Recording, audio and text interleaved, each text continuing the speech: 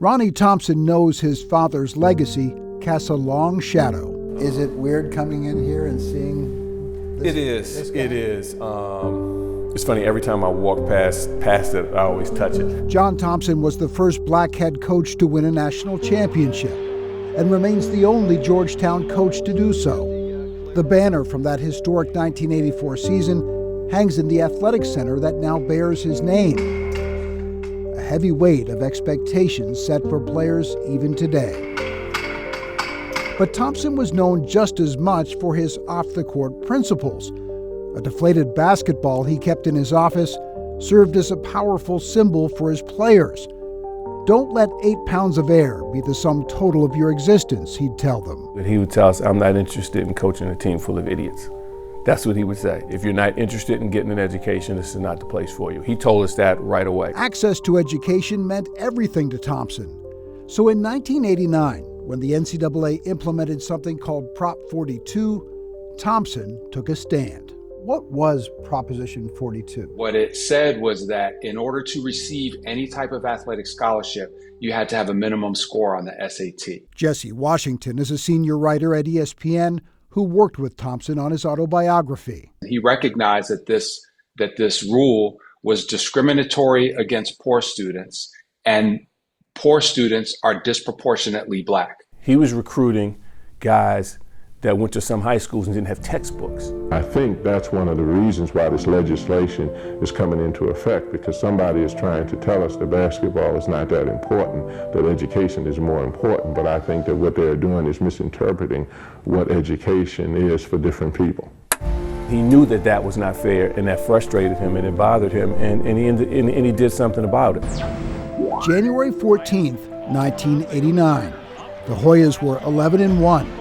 Ranked number 7 in the country, heading into a home game against Big East rival Boston College. Super defensive play. Thompson had told the media before the game he planned to walk out in protest of the NCAA's Prop 42 legislation and the new academic standards. It was something the NCAA couldn't ignore. It would get a lot of media attention. And then he waited until the teams warmed up and they were ready to tip off. The buzzer goes off. We come to the bench getting ready for starting lineups, and then he puts the towel over Mike Riley's shoulder. And then he walked out when he knew that every camera in the arena would be on him. Everybody stands because John Thompson is heading for the exit. When he walked out and the crowd cheered, that's when it hit me. He will leave the building and he will turn the coaching duties over to Gary Wilson and Craig Esherick. Georgetown won the game. Picked out of there by Jackson. Long lead pass is right on the money to Tillman. Oh, the pass. But the fallout from Thompson's walkout, which extended to a second game, was immediate. Even tennis legend Arthur Ashe, the first black player to win a Grand Slam singles title, criticized Thompson's stand. I remember the heat coming, and I remember asking him, I said, Papa, why didn't you form a group? Why didn't you get more people to do it with you?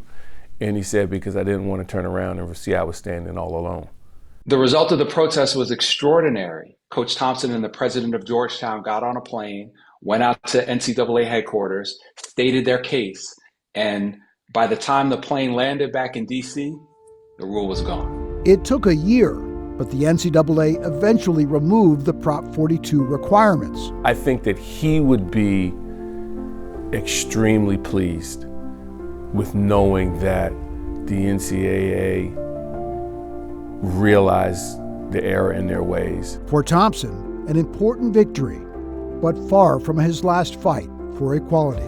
He never had the luxury of just coaching.